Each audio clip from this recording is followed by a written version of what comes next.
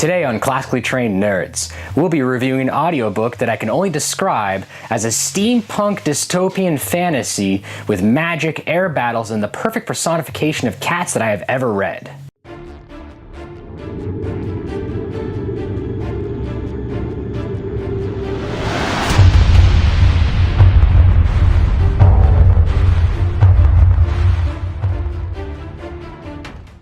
Good morning, evening, or afternoon, and welcome to Classically Trained Nerds. Today we're going to be reviewing The Aeronaut's Windlass by Jim Butcher and narrated by Euan Morton.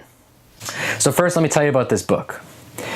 Basically, it's a fantasy world, but it takes place in the future. So, hear me out. So, in the original fantasy setting, there was an apocalyptic event that caused humanity to construct these giant towers. And these towers were 2 miles wide and 10 miles high, so a lot of people can fit in them. There's a bunch of towers all throughout the world, and they're called cinder spires. So it's been so long since they've been built that people forgot why they're there to begin with. So they call the people who built the towers the builders, and these are kind of the gods of this fantasy world. So it takes place about 1,000 years or probably more. There's not a lot of hints in the book, book one at least, possible book two, of how long they've actually been there.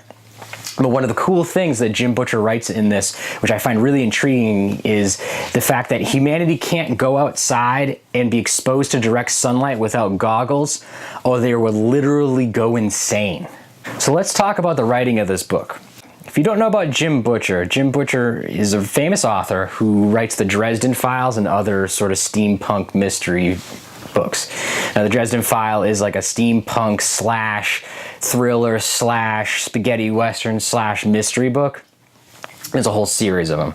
Definitely should get on that, read them. I'm about midway through the series myself, and maybe there'll be some reviews on some of his newer books. He's always cranking one of those out.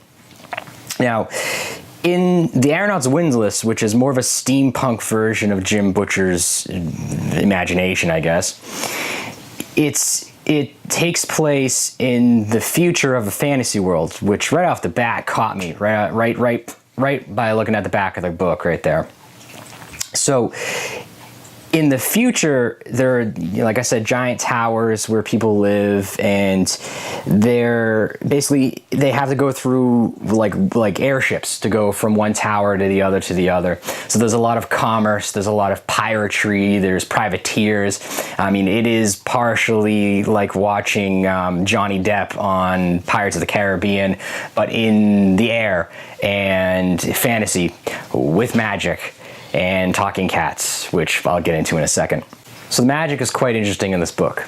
I have a thing about Deus Ex Machina in books and sometimes being overused, and magic tends to be the first and kind of the fallback of every author. You know, insert magic spell. Magic spell does the thing that needs to happen. So in Aeronaut's Windlass, magic actually makes people go crazy. So anybody who uses the magic system in the book is literally insane. Now, like any crazy person, there's either good crazy people who are just happy and giddy and talking to themselves, or they're the murderous, crazy, insanity, eat your flesh people. I'm not saying any one of those are in this book.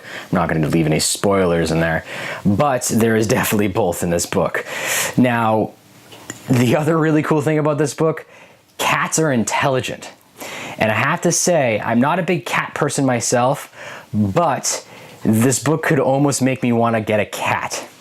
I have never seen this personification of cats. The way he writes in this book, you'll look at your feline friend and be like, oh, is that what you're thinking?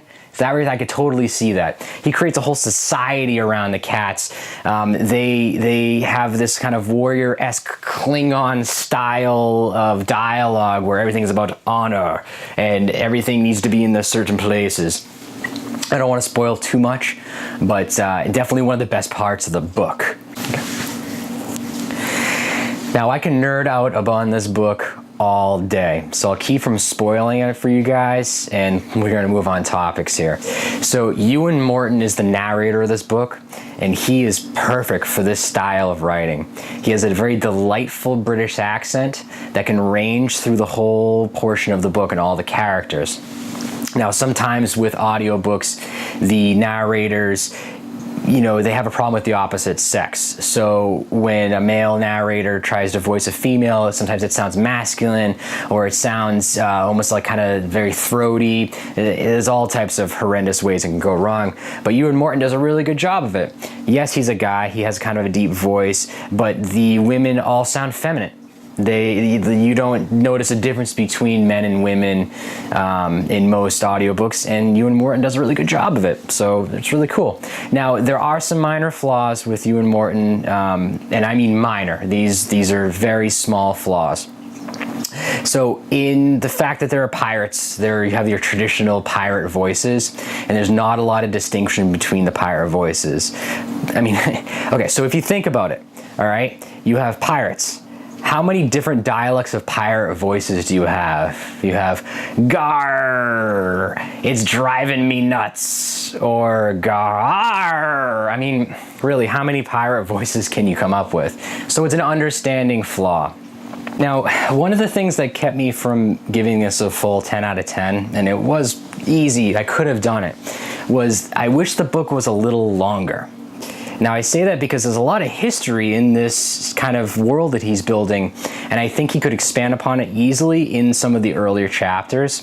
It would have kind of kept me a little more hooked and a little bit more interested in what was actually progressing, because I could see how maybe it would have escalated from a previous event, or some of the more personality, like religions. There's a couple of religions in the book that I'd love to know more about.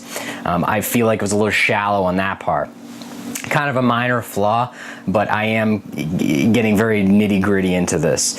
Now, I think the second book is going to nail a lot of those out, which is called The Olympian Affair. So I'm very excited to read that. I will be first in line to get this book. Now, Jim Butcher is well known for cranking books out. I mean, look at the Dresden Files series. So when Olympian Affair hopefully comes out next year, I'll keep you guys posted on that. We can get some answers. We can figure out who built the towers, who some of the bad guys, and I'm not going to spoil it for, but like, where do they come from? There's a couple of them in there that kind of pop up out of nowhere, which makes sense in what is happening, but you don't know who they are. So I'd like to know that. Now, I've posted a link in the description below in the audio version of this book on Audible.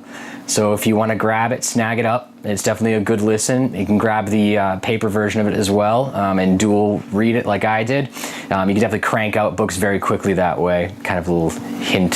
Thanks, guys. Hope you enjoyed this little review here. If you did, please like and subscribe to the channel. Hit me up with some comments below if you've read the book and want to chat about it and spoil it for everybody else, or if you have any comments on some other books you'd like me to review. Thank you, and hope you have a good night, or evening, or afternoon.